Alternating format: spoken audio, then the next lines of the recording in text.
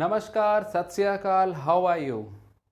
Student का एक बहुत इम्पॉर्टेंट क्वेश्चन, क्वेरी या चिंता होती है कि अच्छे नोट्स क्या होते हैं और कैसे बनाए जाते हैं, कहाँ मिलेंगे, कहाँ से खरीदें, कहाँ से ज़ेरॉक्स कराएं।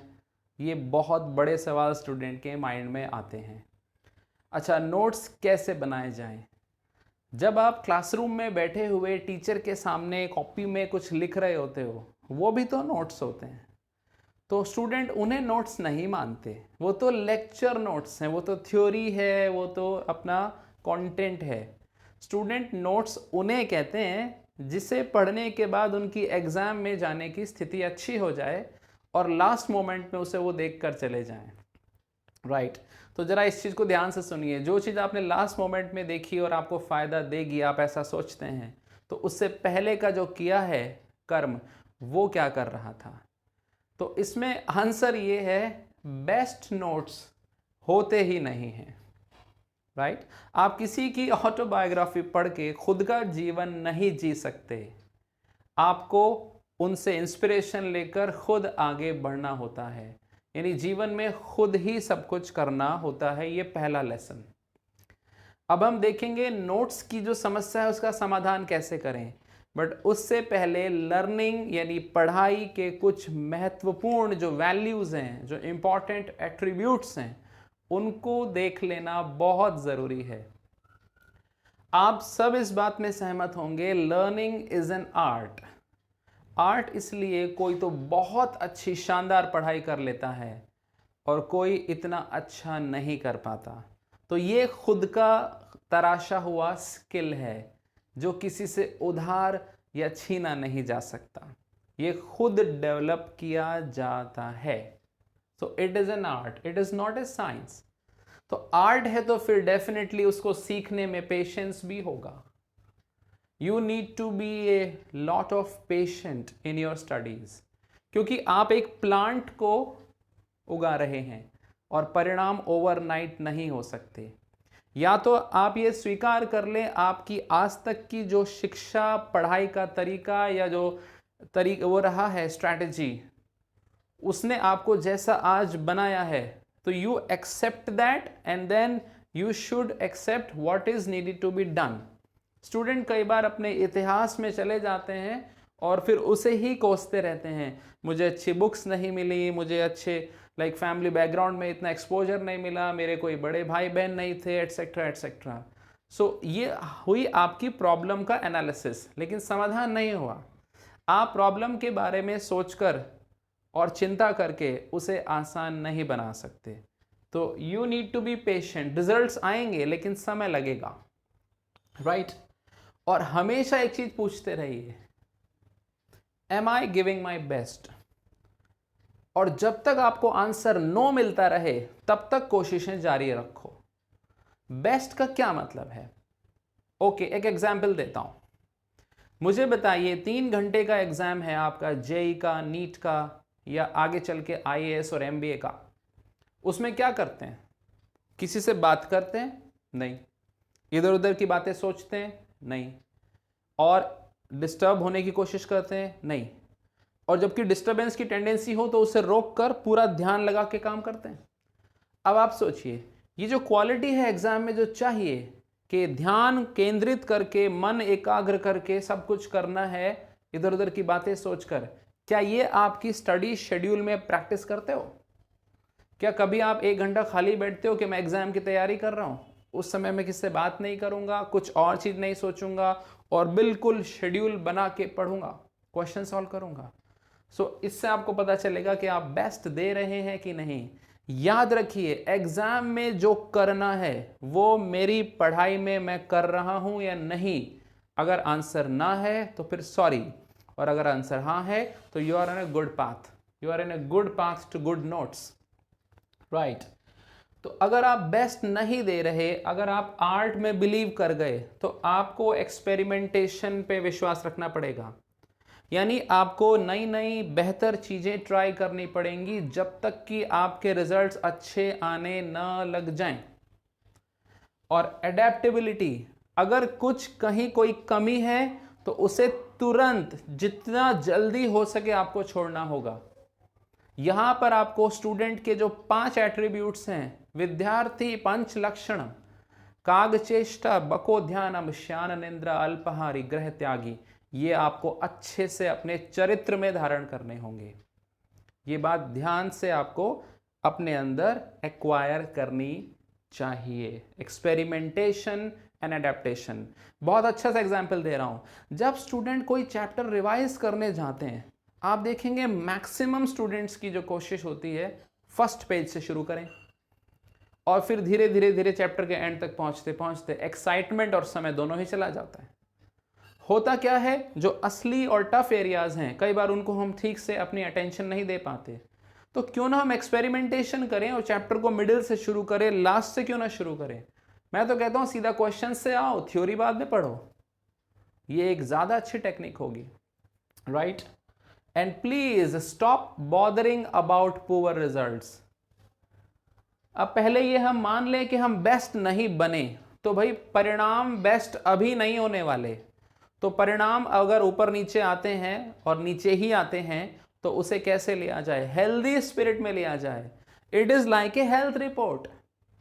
आपको पुअर रिजल्ट्स का तो धन्यवाद देना चाहिए, उन्होंने बताया कि आपके अंदर क्या कमी है। So it's a diagnosis. तो इन सारी एट्रीब्यूट्स को सामने रखिए, अपने अंदर देखिए कि क्या मेरे अंदर कोई कमी है, मैं ठीक से कर रहा हूं कि नहीं, और बेस्ट के पीछे भागने के बजाय खुद बेस्ट बनने की कोशिश करें।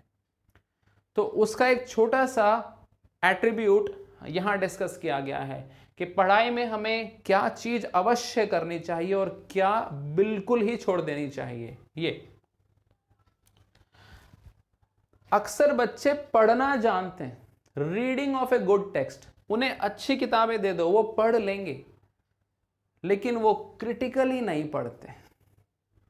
तो हमें रीडिंग से आगे बढ़ना होगा। We have to come to the new stage, critical reading. क्या होती है क्रिटिकल रीडिंग? क्रिटिकल रीडिंग के लिए चाहिए कि आप जिस चीज को पढ़ रहे हैं आपका पूरा ध्यान वहां पर है, आप एक एक लफ्ज का महत्व जानते हैं, आप बिल्कुल स्लो होकर लैंग्वेज, उसमें कॉमा कहां लगाया, उसमें नॉट, इफ, बट कहां है ये देख रहे हैं और आप उसे पूरा ग्रैस्प करने की कोशिश कर रहे हैं, राइट। और क्रिटिकली मतलब होता है आपने जो पढ़ा उसे तुरंत मान लिया नहीं, अपने आप से सवाल पूछो, किताब ने जो कहा है वो सही है या नहीं, उसमें क्वेश्चन चेंज करके देखो, यानी उसकी लैंग्वेज को बदल के पूछो कि व्हाई, हाउ, व्हाट, और फिर खुद आंसर सोचो। तो पहले क्वेश्चंस रेज करो जो पढ़ रहे हो और उस पर खुद आंसर सोचो और उस आंसर्स को बाद में वेरीफाई करो दूसरे टेक्स्ट से या किसी टीचर से या फ्रेंड से। होता क्या है, स्टूडेंट इन दोनों चीज को आउटसोर्स कर देते हैं और बहुत डेंजरस ये हो जाता है। आउटसोर्स का मतलब किताब की जो अच्छी अच्छी चीजें स्टूडेंट को खुद सोचनी थी, खुद अपने माइंड में उन्हें पौधे की तरह उगाना था, वो उन्होंने अच्छे इंस्टीट्यूट्स, अच्छे टीचर्स, अच्छी बड़ी बड़ी किताबों में आउटसोर्स कर दिया।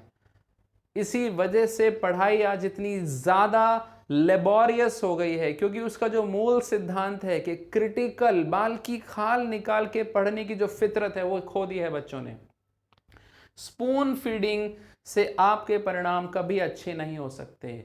You can not be a good driver by driving on a smooth road. याद रखिएगा, आप अच्छी रोड पर गाड़ी चलाकर एक्सपर्ट ड्राइवर नहीं बन पाएंगे। So you have to face the challenges, right. So critically read कीजिए, उनमें सवाल उठाइए, उन सवालों के उत्तर ढूंढिए और उसको फिर वेरीफाई करते चलिए। Understand each word. अगर आप में ये कौशल यानी ये स्किल आ गया तो आई गारंटी कि एग्जाम में क्वेश्चंस को समझने की आपकी एबिलिटी बहुत बढ़ जाएगी। मैं एक छोटा सा किस्सा यहाँ शेयर करता हूँ। आईएएस की प्रिपरेशन में हमारे टीचर से हम एक बार डिस्कशन कर रहे थे तो ये सवाल उठाया गया, आईएएस में इतने सारे सब्जेक्ट्स होते हैं, कोई फिजिक्स से एग्जाम दे रहा है, कोई सोशियोलॉजी से, कोई साइकोलॉजी है, किसी के पास लॉ है, किसी पे बॉटनी एटसेट्रा, लेकिन जॉब तो एक ही है। तो ये अलग अलग सब्जेक्ट्स में भेदभाव करके कैसे सेलेक्ट कर लेते हैं?